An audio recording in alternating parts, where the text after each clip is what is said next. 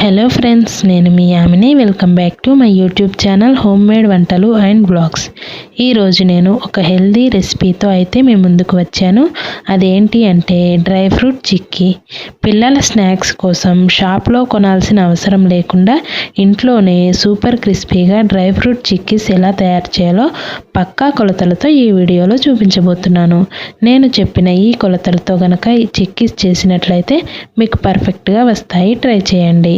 ఇక ఆలస్యం చేయకుండా వీడియో స్టార్ట్ చేసేద్దాం. ముందుగా ఇలా ఒక ట్రేని కానీ లేదా ఒక ప్లేట్ని కానీ తీసుకొని నెయ్యిని అప్లై చేసి రెడీగా పక్కన పెట్టుకోవాలి. ఇప్పుడు స్టవ్ మీద ఒక కడాయి పెట్టుకొని అందులో ఒక కప్పు బాదం పప్పుని ఇలా కట్ చేసుకొని వేసుకోవాలి.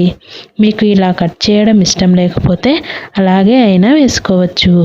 ఇప్పుడు మంటను మీడియం ఫ్లేమ్లో పెట్టుకొని వీటిని కలుపుతూ బాదం పప్పు కాస్త క్రిస్పీగా అయ్యే వరకు 5-6 నిమిషాల పాటు వేయించాలి.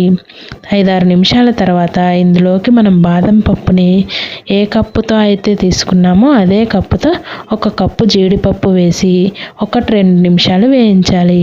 తర్వాత మళ్ళీ అదే కప్పుతో ఒక కప్పు గుమ్మడి గింజలు, ఒక కప్పు కర్బూజా గింజలు వేసుకొని వీటన్నింటిని 6-7 నిమిషాల పాటు బాగా వేయించుకోవాలి. మీరు ఇంకా ఇందులో మీకు నచ్చిన డ్రై ఫ్రూట్స్ కానీ నువ్వులు కానీ వేసి వేయించుకోవచ్చు. ఇలా బాగా వేయించుకున్న తర్వాత ఇప్పుడు వీటిని ఒక ప్లేట్లోకి తీసుకోవాలి. ఇప్పుడు స్టవ్ మీద ఉన్న అదే కడాయిలో 3 కప్పుల బెల్లం, అరకప్పు నీళ్లు పోసి బెల్లాన్ని కరిగించుకోవాలి.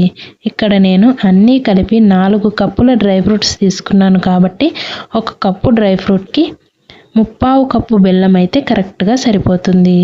అందుకే నేను ఇక్కడ 4 కప్పులకి 3 కప్పుల బెల్లం తీసుకున్నాను. బెల్లం మొత్తం పూర్తిగా కరిగిన తర్వాత ఇందులో ఏమైనా నలకలు ఉంటే వడకట్టుకొని మళ్ళీ అదే కడాయిలోకి ట్రాన్స్ఫర్ చేసుకోవాలి. ఇప్పుడు పాకం దగ్గర పడే వరకు ఉడికించుకోవాలి. ఇలా గరిటెతో కలుపుతూ పాకం దగ్గర పడే వరకు ఉడికించుకున్న తర్వాత ఇప్పుడు ఒక ప్లేట్లో నీళ్లు తీసుకొని పాకాన్ని చెక్ చేసుకోవాలి.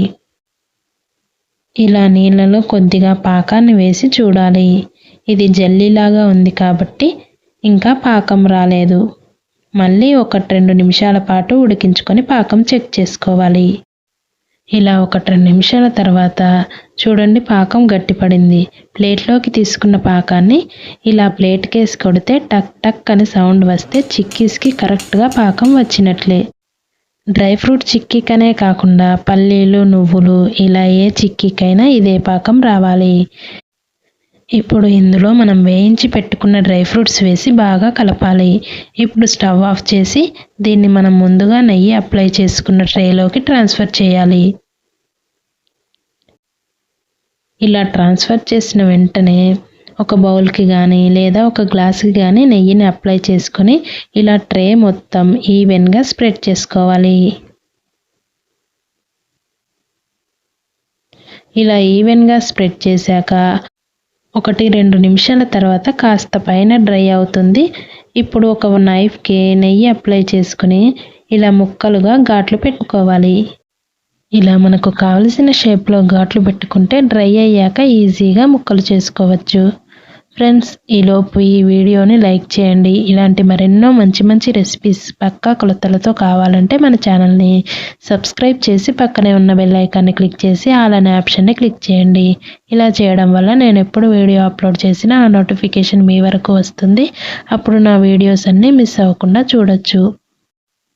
ఇలా 2 వైపులా ఘాట్లు పెట్టాక ఇప్పుడు దీన్ని పూర్తిగా చల్లారనివ్వాలి. ఇలా చల్లారిన తర్వాత నైఫ్తో కొంచెం లూజ్ చేస్తే చూడండి ఎంత బాగా వచ్చిందో. ఇలా మనం విరిచినప్పుడు చిక్కీ సాగకుండా ఇలా టక్మని విరిగిపోతే అప్పుడు చిక్కీ పర్ఫెక్ట్గా వచ్చినట్టు. ఇలా ముక్కలుగా చేసుకొని ఒక ఎయిర్టైట్ బాక్స్లో స్టోర్ చేసుకొని మీరైనా మీ పిల్లలకైనా రోజుకొకటి తింటే చాలు. మీ శరీరానికి కావలసిన పోషకాలన్నీ అందుతాయి. ట్రై చేయండి. అలాగే ఈ వీడియో నచ్చితే లైక్ చేసి మీ ఫ్రెండ్స్ అండ్ ఫ్యామిలీ మెంబర్స్కి షేర్ చేసి మన ఛానల్ని సబ్స్క్రైబ్ చేసి నన్ను సపోర్ట్ చేయండి. Thank you for watching.